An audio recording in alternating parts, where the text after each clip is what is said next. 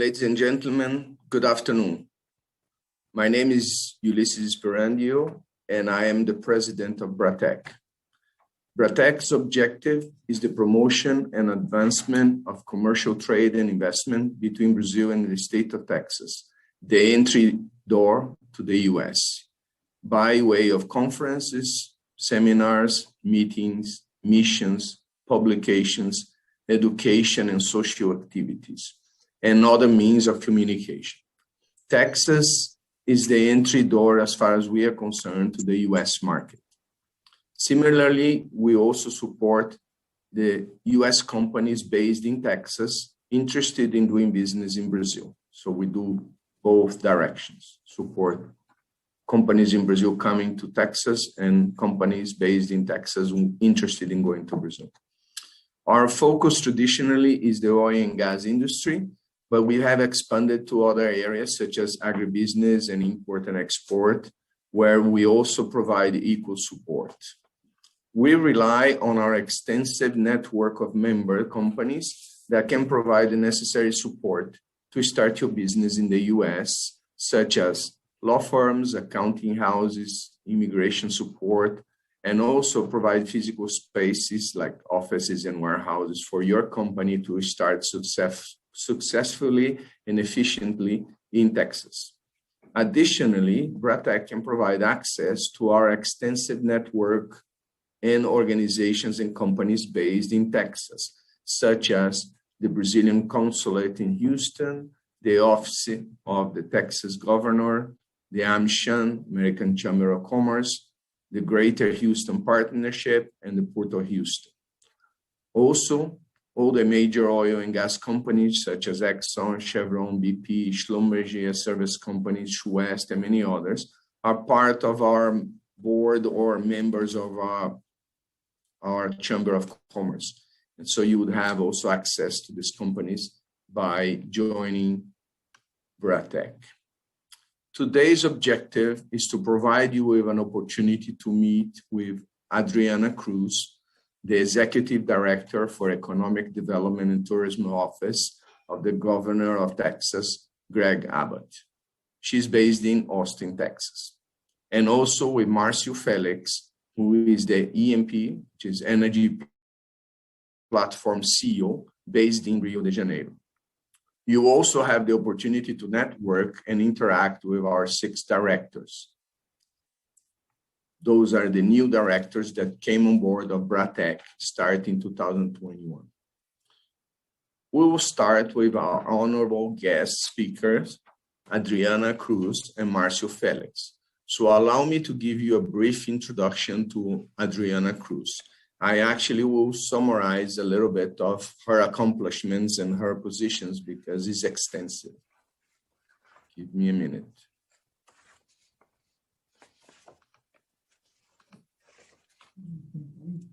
So, Adriana Cruz is the Executive Director and for Economic Development and Tourism Office of Governor Greg Abbott.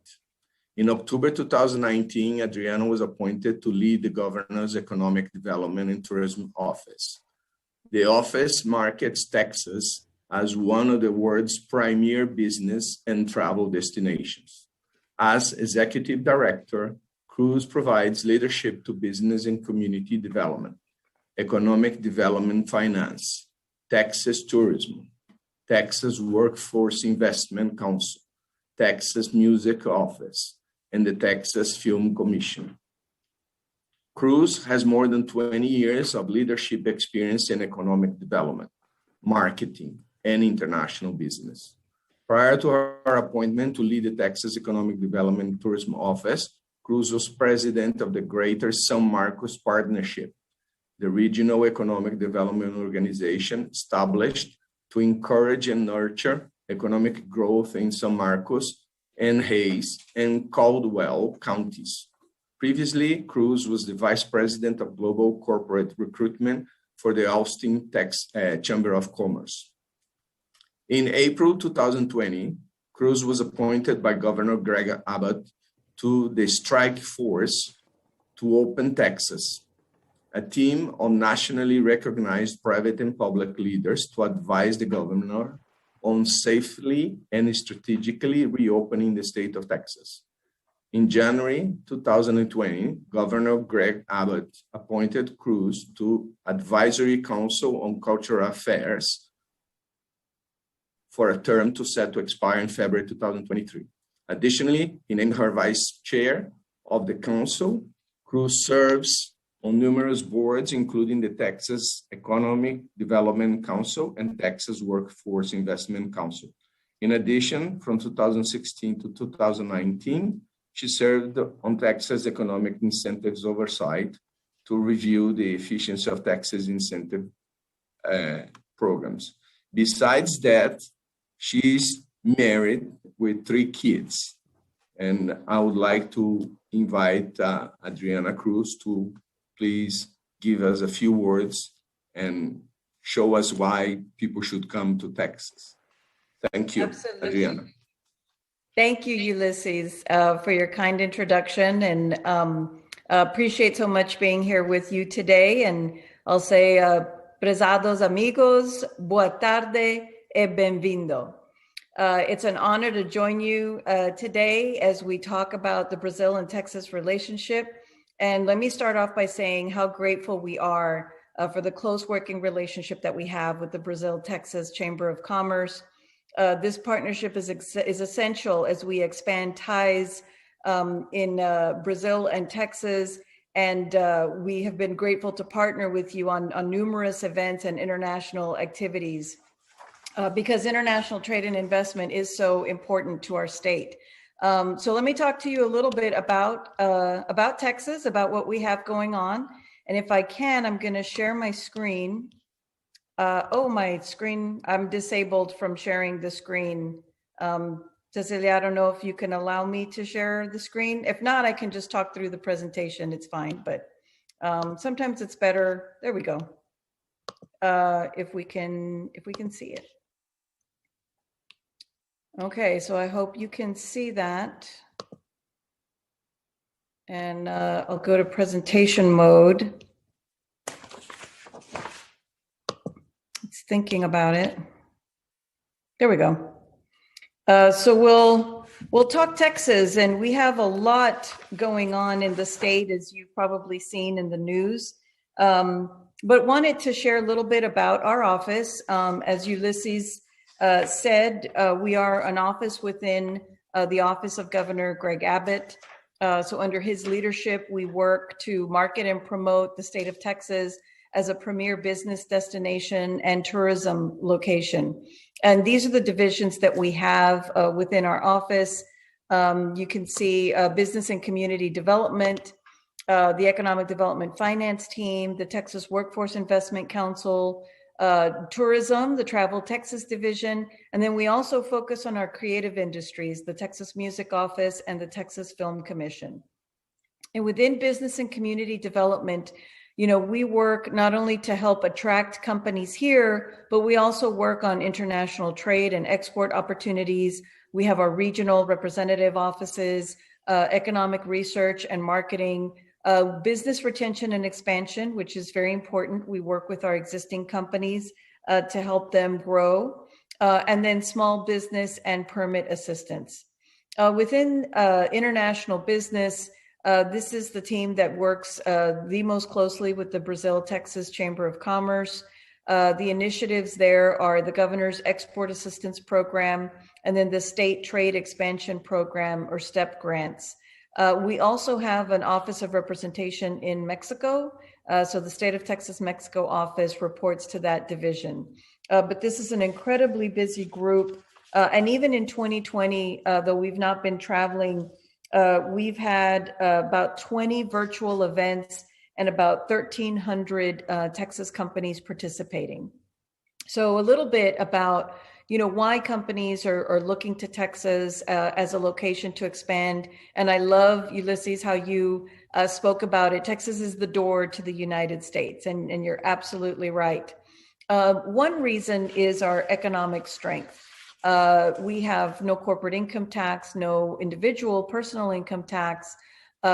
Today, actually, I think it was yesterday, the news was announced. Texas is the top exporting state in the country for the 19th year in a row, and the top exporter of technology for the 8th year in a row.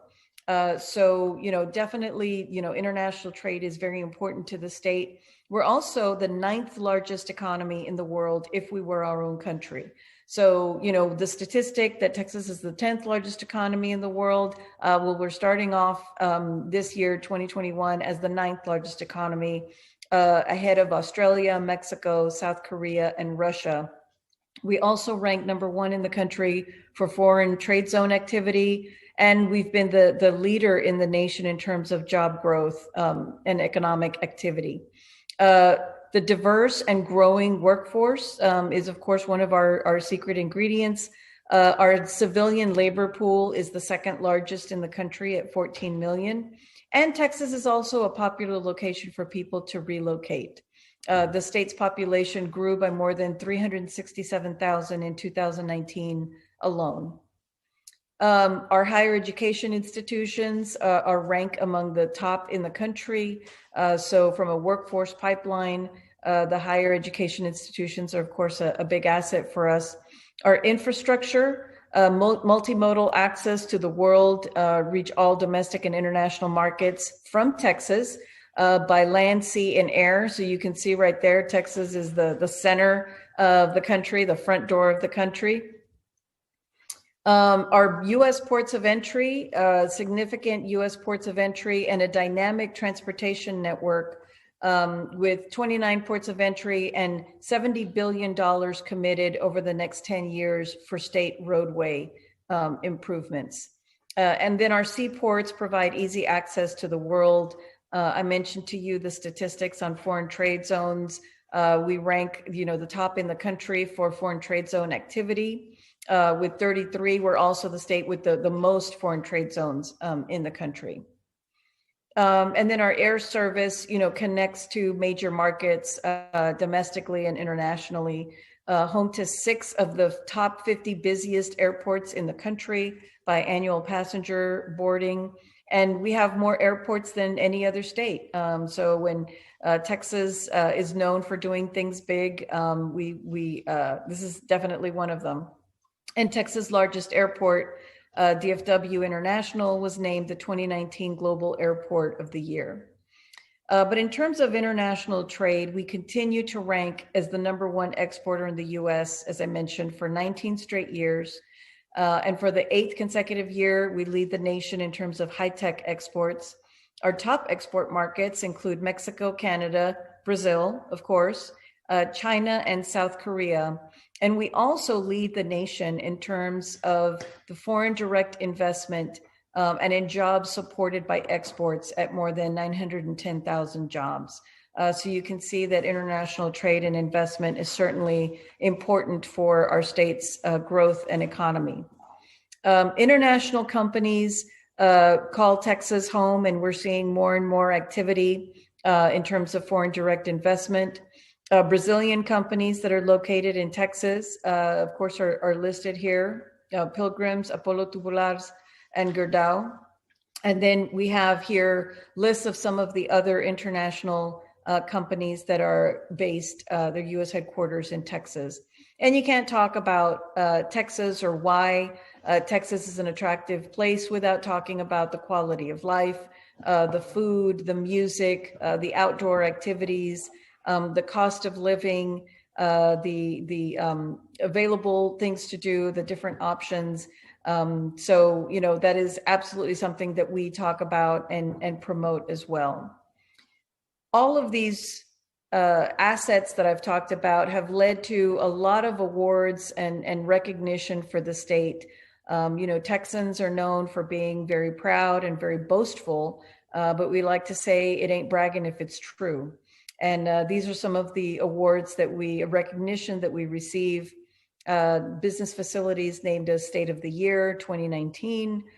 We have been ranked the best state for business by Chief Executive Magazine for 16 years in a row. We've been ranked the best business climate in the country. And Site Selection Magazine presents an award called the Governor's Cup for the number of economic development projects in a state, and we've won the Governor's Cup for 8 years in a row. So very proud of these different recognitions. And then the Brazil-Texas relationship is a very important one. As I said, Brazil is Texas's number 6 largest trading partner. Total trade in 2020 was more than $13 billion. And FDI from Brazil into Texas was more than $2 billion in capital investment and 108 jobs. And the industries, of course, that are important to both our state and the country are energy, food products, industrial products, manufacturing, petroleum, aerospace, and technology. And we look forward to partnering with the Brazil-Texas Chamber of Commerce to help continue this trend. So one of the things that we've seen since the start of the pandemic, we thought that, business activity was going to slow down and prospect activity was going to slow down and companies were not going to be making location decisions. And actually what happened was the opposite. So you'll see kind of our quarterly incoming inquiries that we receive before the pandemic, pre-February 2020, about 36, 37 a quarter. And then after March, that actually doubled in each quarter following. And actually last quarter was the busiest that we have seen to date. So we, have a lot of projects in the pipeline, a lot of interest in the state of Texas, which we're, thrilled about. This gives you a breakdown on the industries that are looking at the state, a lot of manufacturing and petroleum, but then we're also seeing a lot of diversity in other sectors, corporate services, food and agriculture, information and computer technologies, automotive manufacturing. So, a lot of diverse sectors looking at the state. In 2020, we track business activity, expansions, announcements, locations, anything that involves a capital investment or new jobs. And in 2020, there were more than 800 projects that we tracked across the state, not ones that we worked necessarily or that our community partners worked, but just companies, large and small, that were expanding, adding more jobs, adding more to their facilities. The total investment that we tracked was about, almost $13 billion and more than 44,000 jobs announced, again, during a global pandemic. So these are just some of the announcements in 2020 that we saw. Of course, Tesla is a huge announcement for our state and for Central Texas. Then in the last 4 months, we saw 4 Fortune 500 corporate headquarters announce they were locating to Texas. CBRE, Oracle, Hewlett-Packard Enterprise, and Charles Schwab's headquarters move from San Francisco to Texas became official this January 2021. So, just back to back, these announcements came in, but these are some of the others that we saw across the state. Some were existing companies that expanded their operations, like Amazon and AWS and TGX, and then some are new companies moving to the state, Ariat and OW Lee, which was a headquarters relocation. And this is helping our communities, both large and small, during this, of course, very difficult time.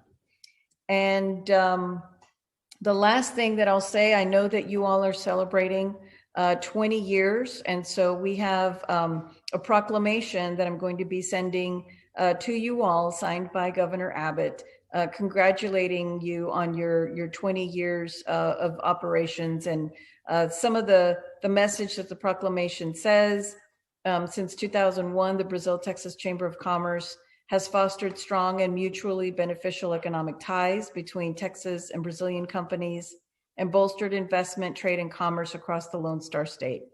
Thanks to your dedication to free trade and friendship, the Brazil-Texas partnership will continue to grow and prosper for years to come.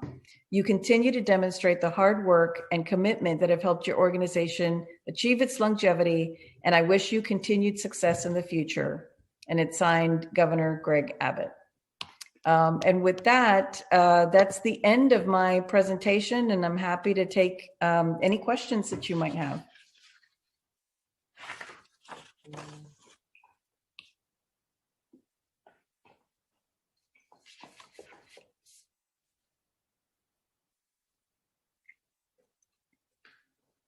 No questions?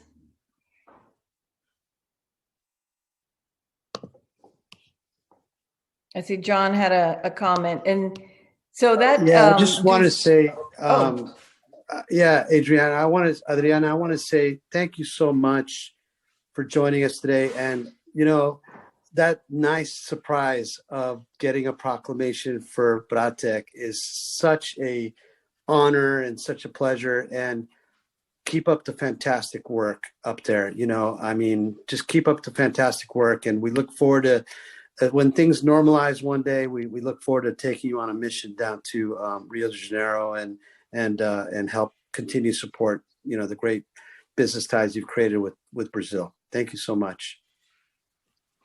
Absolutely. Well, we would love to do that, and of course look forward to continuing to work with BRATECC and supporting your efforts and supporting the continued partnership between Brazil and Texas. Adriana, I do have a question about the movie industry in Texas. I was surprised to see that's one of your 6 categories. Could you tell us a little bit more about that? Maybe a movie or two that's been made in Texas, or how it's faring during the COVID pandemic? Yeah, that's a great question. So yes, the Film Commission is within the Economic Development and Tourism Office and the Office of the Governor. And the film industry is an incredibly important one to the state. When I was at my prior position at the Greater San Marcos Partnership, that's a regional organization for Hays and Caldwell County. And a lot of times when people think of the film industry in Texas, they think only of Austin or only of Dallas, like it only affects those 2 cities. But actually, filming takes place all over the state. And it's a big economic driver and has a big economic impact in the small communities like Caldwell County and Hays County and Lockhart. So some examples, The Leftovers season 2 was filmed in Lockhart. And in 14 days of filming, I believe, they spent $1.4 million. Like they bought all the lumber from the local lumber yard that was available and made the year for that small business. We do have, there's numbers, the economic impact analysis is done on the film industry. Our state does have an incentive program called the Texas Moving Image Industry Incentive Program, or TMIP. And we do incentivize projects to come to the state. There are certain parameters and certain criteria for them to qualify. But we do see that as very important. Now, with the pandemic, after the state was shut down, the nation really was shut down starting in March. As we started going through a reopening process, and the governor announced the strike force to open Texas and looked at this very methodical, we're going to open at a limited capacity. We're going to look at the numbers. We're going to, if things are okay, we'll increase. And if they're not okay, we'll pull back. That really attracted, that's one of the reasons why our prospect activity is so high. A lot of companies were very attracted by that and started contacting us. Now for the film industry, we reached out to industry experts, to the film industry themselves, and said, how can you operate in a safe way? Put together a checklist that each industry sector had, and it was posted online. And they started production again in June. So in June, as long as you were following the safety protocols, health and safety was of course paramount to the governor and to the industry. So as long as they were following those protocols, they were able to open. So what has been happening since then? Fear of the Walking Dead has been filming. Walker, Texas Ranger, which just had their premiere, I think last week or 2 weeks ago, and it was the highest rated premiere of that network, I believe, or there's some statistic around that, but Walker, Texas Ranger, rightly, is filmed in Texas and filmed in Central Texas. So we have seen production come back in a safe way. Adriana, we see energy transition becoming ever more important for the energy industry. Are you seeing, is that on your radar screen, and are you having discussions with Brazil on that? Absolutely. Energy, of course, is an important industry for the state. And one of our goals is not only the traditional energy of oil and gas, of course, but the new energy, the renewable energies as well. So right now, Texas ranks #1 in the country for wind production. I think we rank #3 or 4 for solar, but by this time next year, we should be #1. So our goal and the governor's goal is that we are as strong a state in traditional energy, in the new energy, in the renewable energy space as we are in the traditional energy.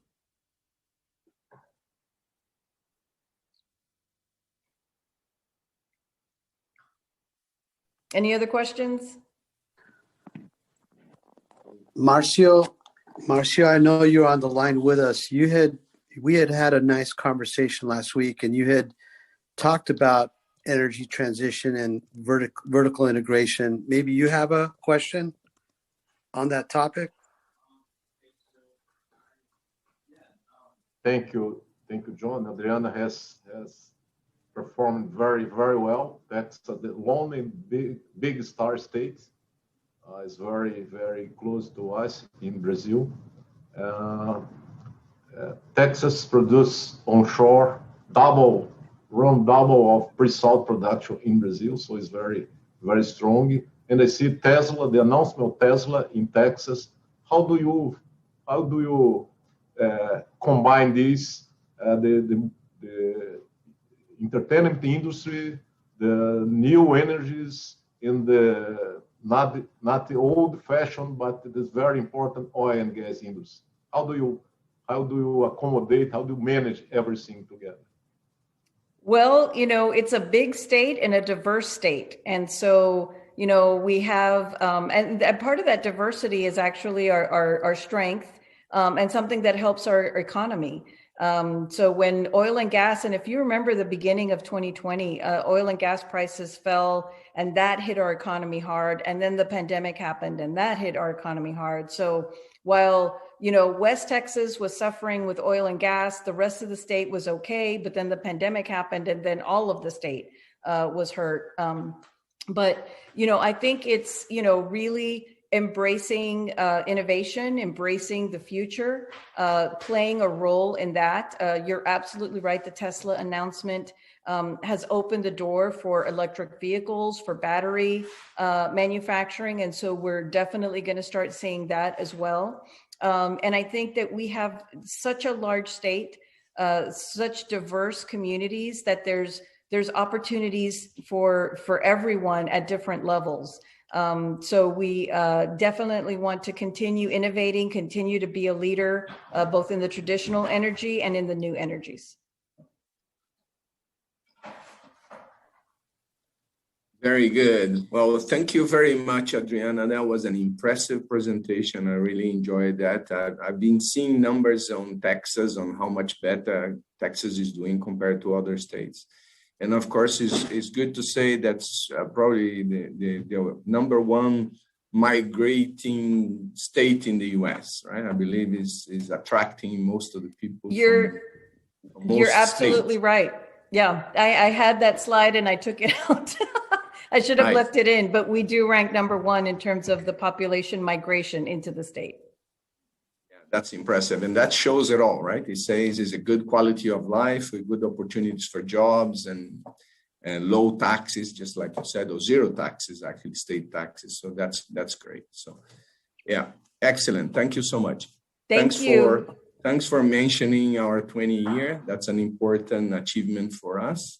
And I would like to add that, in fact, I have a bumper sticker on my car that says, I wasn't born in Texas, but I came as fast as I could. Excellent. Well done. We claim you. Thank you. Now, allow me to introduce you, Marcio Félix. So give me a minute.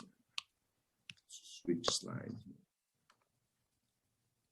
So Marcio is the CEO for EnP Energy Platform. He's an entrepreneur, and the company is an entrepreneur in energy integration, oil, gas, and energy in general. He's got a long experience. I'm afraid I will not be able to read all his resume because it's long and rich, but I will go for the latest positions. So he was a executive vice president of ONIP. And before that, he was in ES Gas, Espírito Santo, that is, president of the administration board, the board of members, or board of directors, I may say. He also worked in the board of directors of Pre-Sal Petroleum, SA. He was the Secretary of Energy, which in Brazil we call minister. He was in the Ministry of Energy, Minas, Mines and Energy in Brazil. He was the Secretary of Petroleum, Gas, Natural Gas and Biofuels.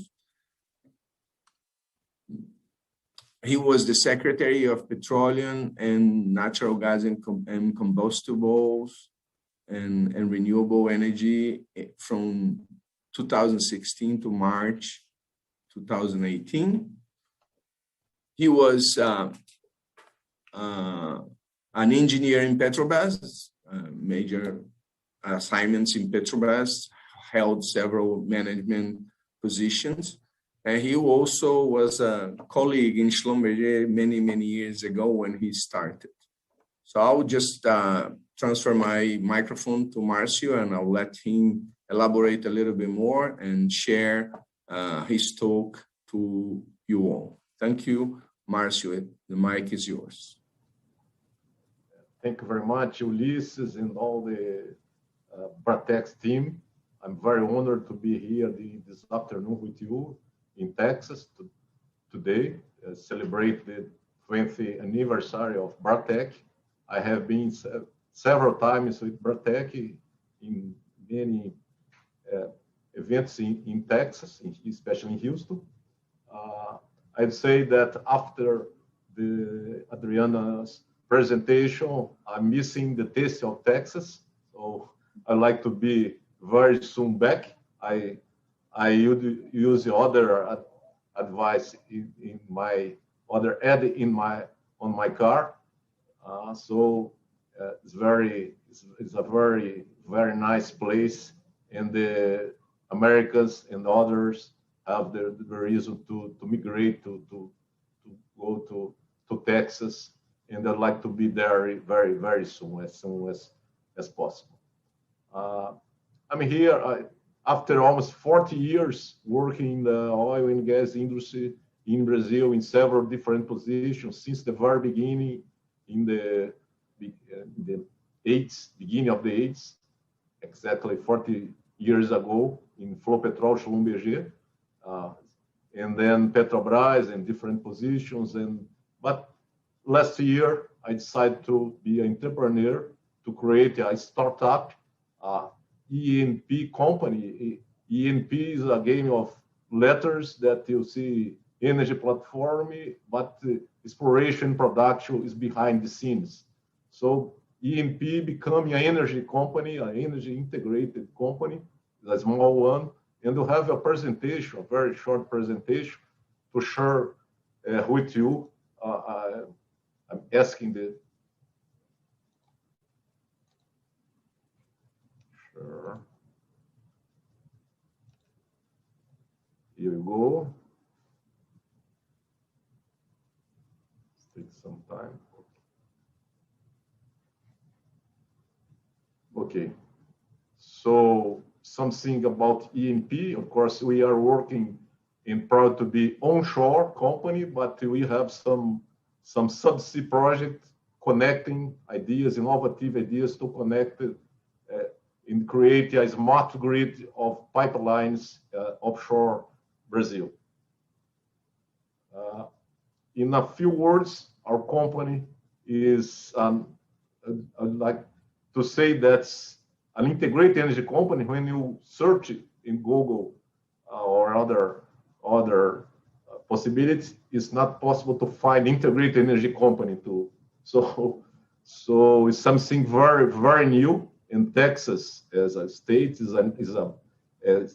as Brazil, we are diverse. So we have the possibility to integrate different business, different energies. And so we are trying to be this kind of platform. Our initial focus is on exploration, production, and refining, and oil and gas infrastructure in the Brazilian state of Espírito Santo. Is in the southeastern coast of Brazil. Most of our assets are there, and we are concentrating our activities to show that it's possible to create a company from the scratch, and then start energy company in March last year, just 1 week before the lockdown in Brazil. We have in the south of the state, in the border Rio, they put a hub that was inspired in Henry Hub in the US. We don't have hubs, we have pipelines, but we would like to have a subsea hub connecting gas pipelines in the states, from the states of Rio and the Espírito Santo. Rio is the state to the south of the Espírito Santo. We have a small refinery that's being projected to the south of the state, and another one in the north of the state. That is a kind of niche to work with lubricants, special lubricants, low sulfur bunker oil, and asphalt. That's very important for Brazilian roads. I was paying attention about the thousand miles of roads that connect Texas to the other states in the US, in Canada, in Mexico as well. And you have in Texas intercontinental airport, so it's a very, very important hub. So, but we are here concentrating in a very small state, but with aiming to progress on our country that is a big one.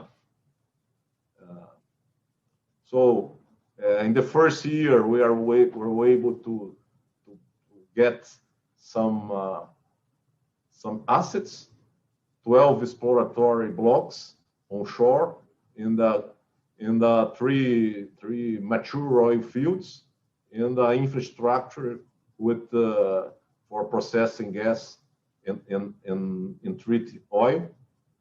We have a discovery that's being evaluated right now.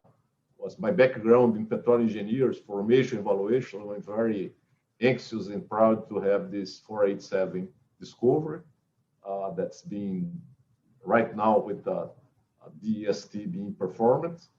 And we have some activities here, and we try to prove our idea to create an integrated energy ecosystem using one region, then we can move to other areas in Brazil. Who knows, someday you'll be at least one position in Houston.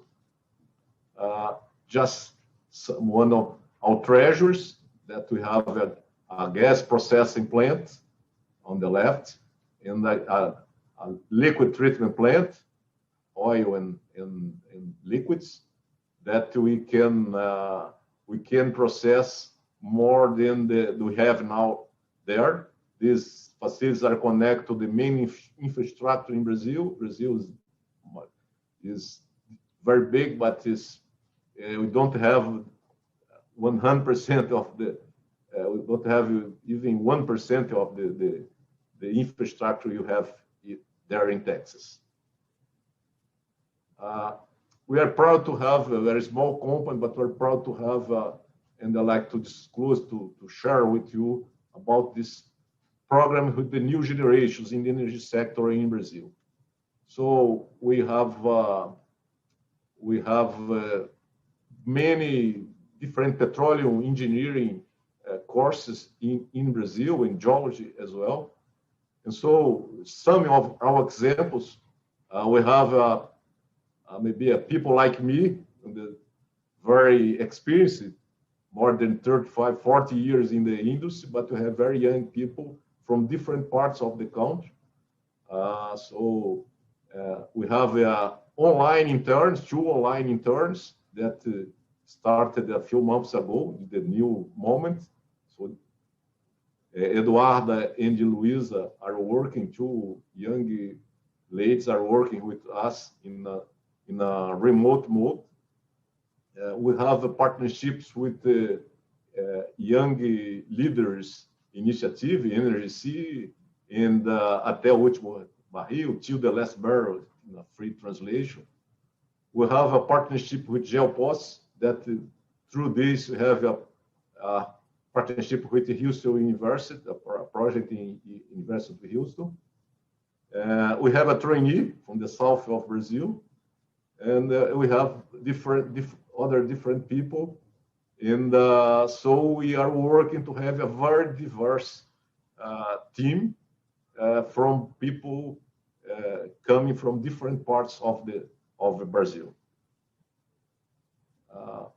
If just one slide, of course, Texas is very, very, very big, much bigger than the size, the area that you have there. Your economy is compared with many important countries.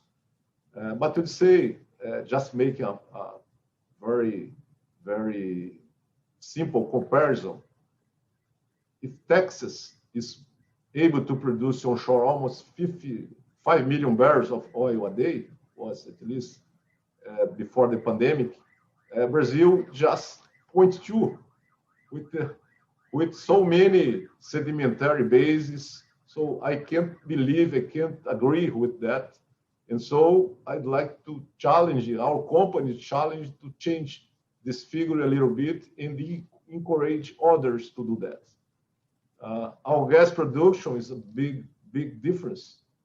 28 billion in Texas and just 0.8 billion in Brazil onshore. I'm telling about Brazil onshore. Please don't.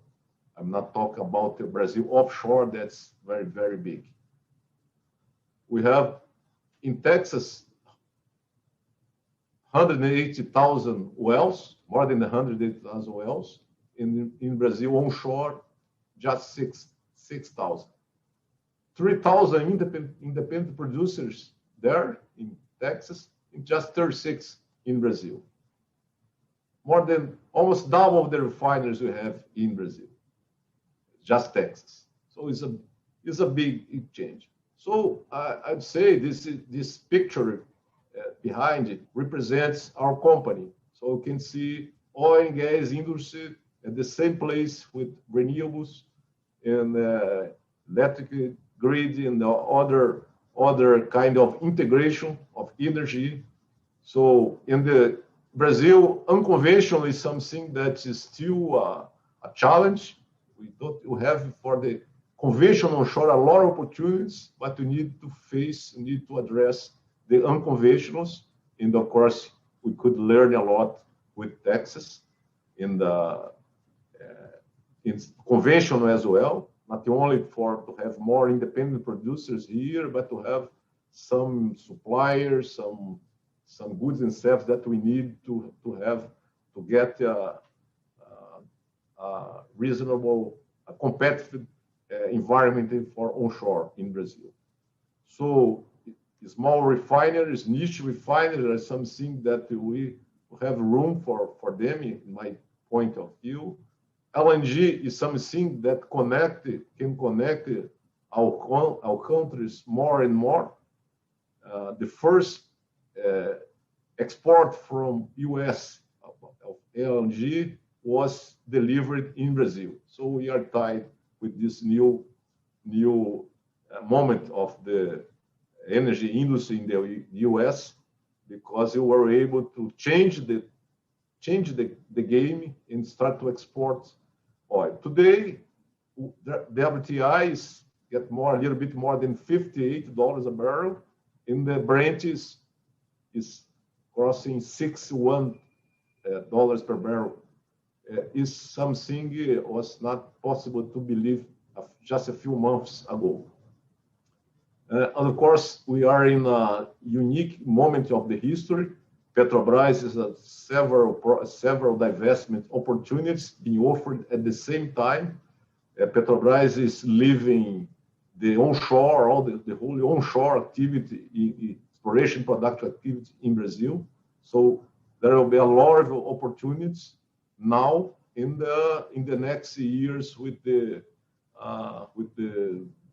new possibilities. But our company is not aiming at only mature fields, but we believe in exploration, and the need to. We believe we are going to make some good discoveries for onshore patterns in Brazil, because just to make a simple calculation, if you produce almost 5 billion barrels a day in Texas onshore, not counting on the Gulf of Mexico, that's federal, but for Brazil, we count in the states. If you have 5 million barrels, around 5 million barrels, 4.9, but you have 108,000 wells, just make the calculation, how many barrels per well? It's not so high. And so we have the average of production onshore in the same level, a little bit higher. So I believe that if you have scale, if you have thousands of wells, we can produce a lot in a competitive way onshore.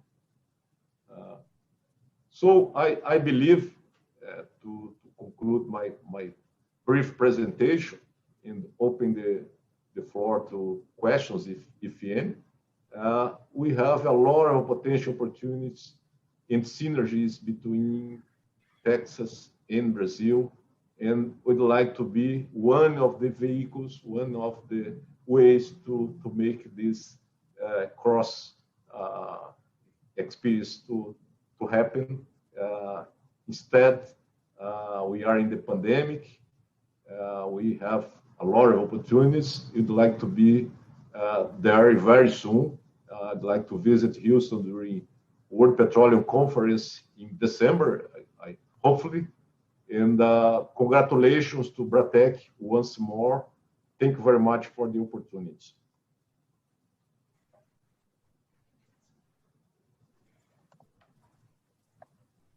Thank you, Marcio. Thank you for the kind words. Thank you for an excellent presentation and for showing us a lot of opportunities to go to Brazil land. And I'm sure your startup, your EnP startup, will be another success following your long string of successes. So no doubt about that. And we are, inviting our members and our participants to consider the offers and the opportunities that Marcio has just shown us. I will make a very quick acknowledgement to the presence among our participants of our ambassador, José Borges dos Santos Jr., who is our General Counsel of Brazil based in Houston and honorary president of BRATECC, Naya